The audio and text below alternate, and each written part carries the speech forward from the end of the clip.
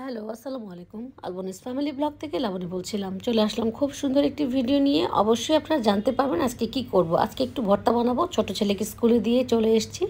তো খালাকে বললাম, খালা আজকে আমি নিজে ভর্তা বানাবো। তাই চাপা শুটকিটা নামিয়ে নিলাম ফ্রিজ থেকে। চাপা শুটকিটা আমার বোন দিয়েছিল। 1 কেজি শুটকি অবশ্য এনেছিল আমার জন্য। ও শ্বশুরবাড়ি যেহেতু ময়মনসিংহে, তাই ওখানকার বিখ্যাত যে চাপা শুটকি হয় সেটা। আর আমি কিন্তু শুটকিতে অবশ্যই একটু বেশি করে দেই, কি বলে, রসুন দিই। আর এটা কিন্তু চাপা শুটকিটা আমি মানে যে বলে না যে পেঁয়াজে তেলে দেয়, সেটার মানে করব আজকে। আর আমি তো শুটকি বানাই ভালো করেই। তো যাই হোক, আমি কিন্তু একটু বেশি করে রসুন দিলাম আর পেঁয়াজ দিলাম। ভালো করে এটা একদম কষাবো। কষানোর পর কিন্তু শুটকিটা আমি দিয়ে দিব। আর একটা কাজ হলো, আমি কিন্তু দিয়ে দিয়েছি বাটা মরিচ। আমার বাটা মরিচ যে এত ভালো লাগে। খালা প্রথমে একটু বেটেছিল, হয়নি, তারপরে আবার বলেছি খালা ঝালটা একটু কম হয়েছে, তারপর কি আর করার, খালা কিন্তু আবার দিয়েছে। তো এভাবে করেই আর কি এক পরত শুটকি মানে দেওয়া হয়েছে। আমার মনে হলো ঝাল কম হয়েছে, তাই আবার দিয়েছি। আসলে কি, শুটকিটা কিন্তু একটু ঝালই ভালো লাগে। আর এইরকম লাল হয়েছে, লালচে রঙের যখন হয়ে যাবে, ভালো করে যখন কষানো হয়ে যাবে, তখন কিন্তু আপনারা শুটকিটা দিয়ে দিবেন। শুটকিটা দেওয়ার পরে কিন্তু একটু পানি দিতে হবে, তা না হলে কিন্তু স্বাভাবিকভাবেই গিয়ে ইয়েটা হবে না, মানে সিদ্ধটা হবে না। আর শুটকি জিনিসটা যেহেতু একটু করতেই হবে, তো এভাবে আমরা প্রথমে কিন্তু পানি দিয়ে ভালো করে কিন্তু কষালাম। তেল উপরে উঠে যাওয়ার পরে কিন্তু আমরা শুটকিটা দিয়ে দিয়েছি।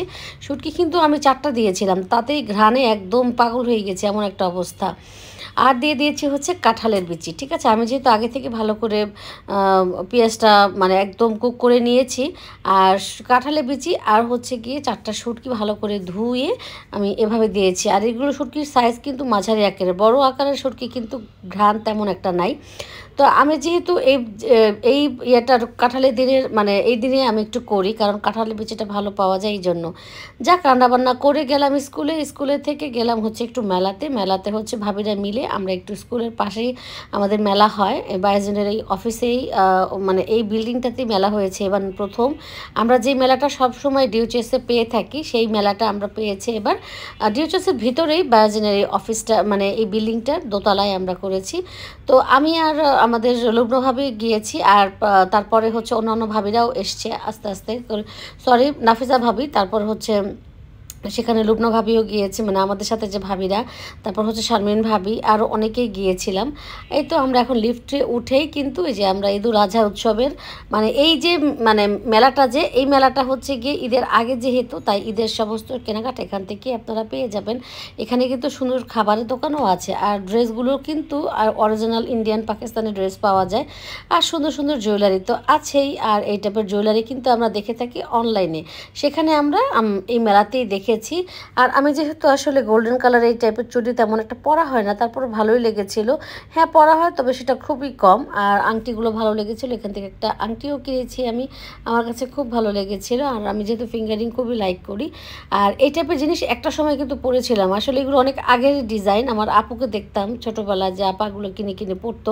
আর সেই ডিজাইনগুলো কিন্তু 12 মাসে আসলে মানে দেখা যায় এই জুয়েলারি আইটেম এখানে। আর এখান থেকে এক ভাবি ড্রেস দেখছিল, তাই আমি একটু ভিডিও করে নিলাম। আর যেহেতু বানানো ড্রেস সাইজ মতো ছিল না, আর খাবারের তো বললামই, তো খাবারের পশা নিয়ে বসেছে। এখানে কিন্তু বসেই তো খাবার খাওয়া যাবে। এনাদের খাবারগুলো খুবই টেস্টি ছিল, আমরাও কিন্তু কিছু কিছু খেয়েছি।